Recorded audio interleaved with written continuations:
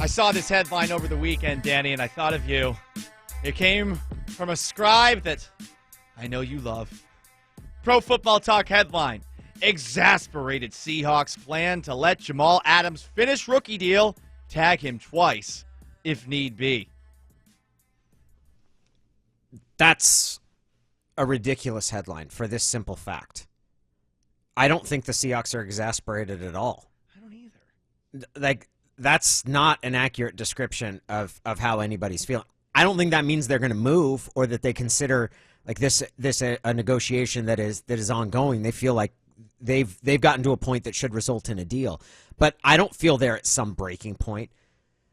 Mike Florio has a long-standing issue with Seattle.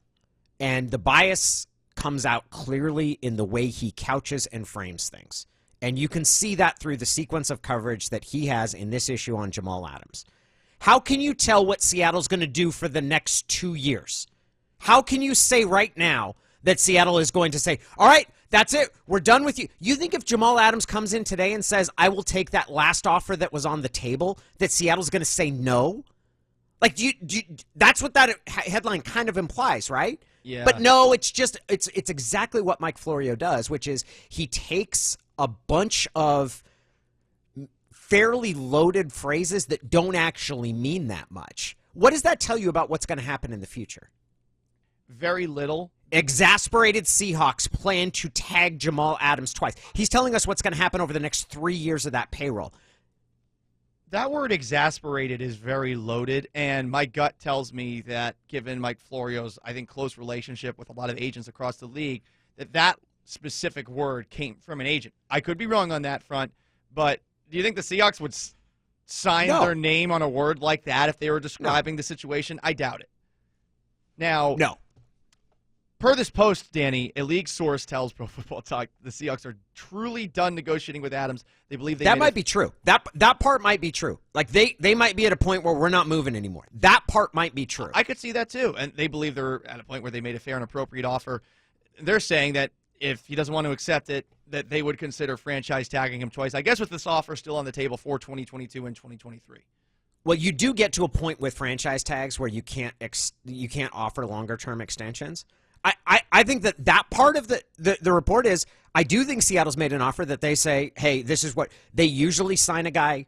When they extend a player, usually it's for $1 million above market rate. This offer on the extension is more than that. They've gone above and beyond what they usually do at their position, and in part, in their mind, that's a recognition of the value that Jamal Adams has, and probably, frankly, the fact that they do want him signed long-term given everything that they gave up to get him. If he doesn't accept that, though, their approach is not going to be this offseason. Thanks, dude. Enjoy unrestricted free agency. And no one should expect that that's what it is. Yeah, I'm with you on that one. And, I look at his agent, Kevin Connor, who has been Tre'Davious White's agent as well. I looked last year to see if there are any similarities to the back and forth between the Bills and Tre'Davious White and the back and forth between the Seahawks and Jamal Adams. There was radio silence for essentially a month from August 5th before White signed his extension, I believe, September 5th, making him the highest paid corner in the NFL. The only conversation was, I'm not in a rush to sign a contract, and he had thought about opting out for COVID-19 reasons. So this goes back to the back and forth between Adams and the Seahawks, and there's another post that just came up a couple of minutes ago, Danny. Source: Jamal Adams would challenge safety-based franchise tag. I want to go back to something you said a little bit earlier. Where do you think this Florio carrying a flag against the Seattle Seahawks is coming from? I don't know. I mean, I'm not inside his head. Right. I don't know. I will tell you that I get the same read, though. He is typically I feel that most of the phrasing of his news is biased in a way that makes it seem like Seattle is facing some sort of undue pressure or has mismanaged this. The issue with Jamal Adams' contract, he's been saying this for a year, is that he thinks they should have signed him to an extension when they did the deal to trade for him.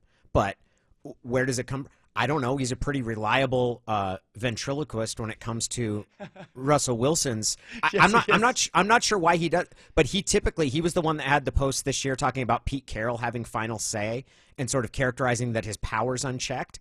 it's a consistent theme that's gone through the past 11 years, which is that he tends to characterize Seattle as a team that doesn't know what it's doing, despite the fact that there's 11 years of history showing that they really do have a pretty good firm grasp of what's going on. I'm getting the same sense that you are here, and I'm especially feeling it today because, yeah, I just don't think that things are as bad as they're being made out to be publicly. Yes, I'm sure that there is a crossroads that has perhaps been reached, but it's not like the crossroads is going to lead to Jamal Adams being elsewhere or probably not playing this season. I don't think anyone buys into that.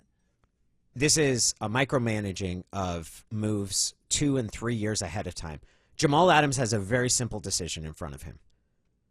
He can choose to accept the contract that's been offered, which is a 4-year extension that will pay him $70 million with $38 to $40 million of that, $38 million of that guaranteed.